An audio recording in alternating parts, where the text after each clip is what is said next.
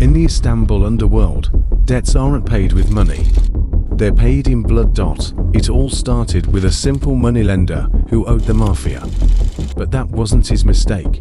His mistake was asking a rival clan for protection, unleashing an all-out war. To criminal empires slaughtered each other in the streets for honor and revenge. But while the old bosses were busy killing one another, one of their youngest men had a plan. He secretly fueled the war, murdered his own comrades, and blamed the enemy. His goal wasn't for his gang to win. It was for both to be destroyed, so he could take it all. This is the incredible story of Dalton Kobbo, the Turkish narco who started a war to kill a moneylender and ended up stealing an entire gang. There's a practice as old as the city itself, tefecilik, usury, but this isn't a simple loan. It's a chain. The mafia bosses, the bobber, don't lend you money to help you. They lend it to own you. The interest rates are impossible to pay. The goal isn't for you to return the money. The goal is for you to become their slave forever. And if you can't pay, the answer is always the same: violence. Public, brutal violence, designed to set an example. Because in the business of the Turkish mafia, protection is a product for sale, and fear is the best advertisement. A debtor who doesn't pay is a stain on a clan's honor. It's a direct challenge to their power. And in the streets of Istanbul, a challenge like that can only have one answer. This is the story of one of those debts. A debt that didn't just spark a settling of scores, but a war that would change everything. A war that one man, from the shadows, would use to build an empire. It all began with a man named Ismail, a small-time moneylender operating in the bustling markets of Kadıköy. Ismail was ambitious, but careless. He had borrowed a huge sum of money from one of the city's most powerful clans, the Kartallar, the Eagles, led by an old-school bobber, a man who valued tradition and loyalty above all else. The Kartallar controlled the area's smuggling and extortion rackets with an iron fist. As expected, Ismail couldn't repay the loan. The interest was drowning him. The Kartallar's men started visiting him, first with warnings, then with increasingly direct threats. Ismail knew his time was running out. Desperate, he made a fatal mistake. Instead of begging for mercy, he decided to switch sides. He sought protection from the Kartallar's mortal enemies, the Kaplanlar, the Tigers. The Kaplanlar were another powerful crime family, led by an equally respected bobber. And in their ranks was a young enforcer who watched everything in silence. A man named Dalton Kobbo. Kobbo wasn't like the others. He didn't care for old traditions or codes of honor. He saw the world as a chessboard, and people as pieces he could move or sacrifice. To him, loyalty was a weakness. He watched his boss agree to protect Ismail, not out of compassion, but as a direct provocation to the Kartallar. Protecting a rival's debtor was a declaration of war without firing a single shot. And Dalton Kobbo, from his position, understood that chaos was the perfect ladder to climb. The Kartallar's response was swift. But they didn't go after Ismail. They went straight for the head of the snake. In the world of the Turkish mafia, attacking a rival clan's leader is a risky but devastating move. It not only eliminates an enemy, but also unleashes chaos, breaks the chain of command, and forces the enemy clan into an emotional, unpredictable response. Blind revenge. One night, in a luxurious restaurant in the Nizantak district, the Kaplanlar's bobber was dining with his lieutenants. The attack was fast and brutal. Two men with covered faces entered and opened fire with automatic weapons. The Kaplanlar leader died instantly, along with two of his most trusted men. The news spread like wildfire through Istanbul's underworld. The Kaplanlar clan was decapitated. The chaos Dalton Kobbo had foreseen was now a reality. The surviving lieutenants could only think of one thing: avenging their leader. The war had begun. The streets of Istanbul became a battlefield, with broad daylight shootouts and targeted killings every week. But while his clan members were blinded by rage, Kobo kept a cool head.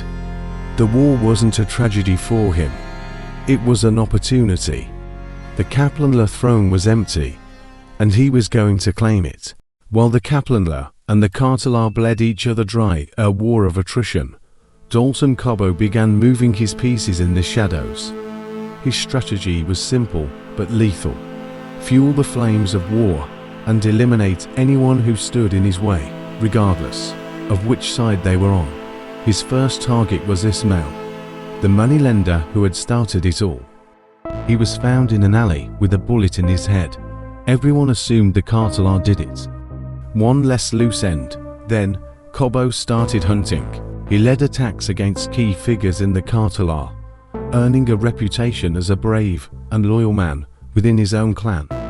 His comrades saw him as a hero, avenging their fallen leader. But it was a facade.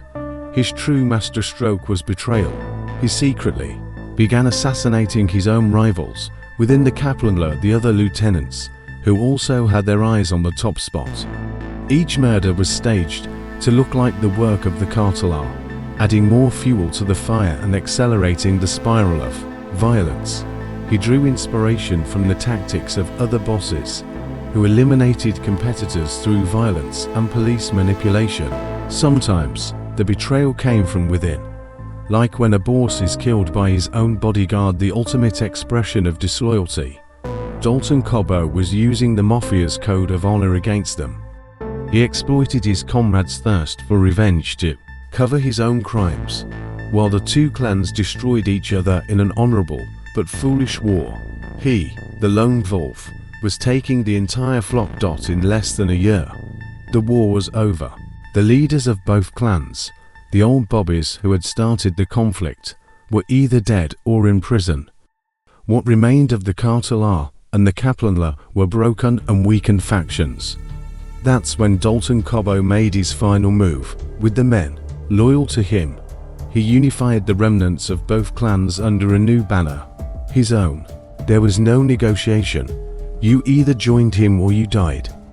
He became the new, undisputed king of the Istanbul streets. But his vision went much further. Kobo understood the world was changing. The old harrowing business, which for decades had been the pillar of the Turkish mafia via the Balkan route, was in crisis. The ban on opium cultivation in Afghanistan had caused a massive shortage, unleashing even more violence among gangs for control of the remaining market. Kobo saw this crisis as an opportunity. He abandoned heroin and focused on the business of the future, cocaine. He forged direct alliances with cartels in Venezuela and Colombia, turning Istanbul into a massive new entry point for cocaine into Europe and the Middle East. His organization was no longer a local mafia. It was a transnational criminal enterprise. He became a public figure, feared by his enemies and, strangely, admired by some as a popular idol, a self-made man who had conquered the world with intelligence and brutality. Dalton Kobo had made it. He sat on the throne he had built with the blood of his friends and enemies. He was the most powerful bobber Istanbul had seen in decades.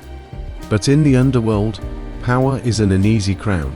The wars between Turkish clans didn't stop with his rise. They simply spread across Europe, with daylight assassinations in Barcelona, London, and Moldova. Every news report of a murdered boss was a reminder that no one is safe forever. The biggest threat doesn't always come from a rival clan. Sometimes, it comes from the person standing next to you, as happened to the Azeri boss Nader Salifov, betrayed and killed by his own bodyguard during a card game.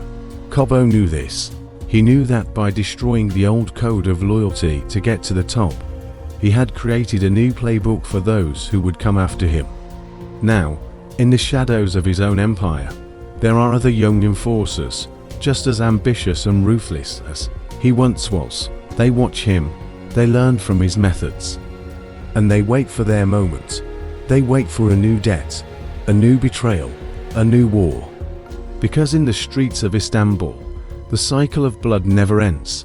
The throne is always waiting for a new king.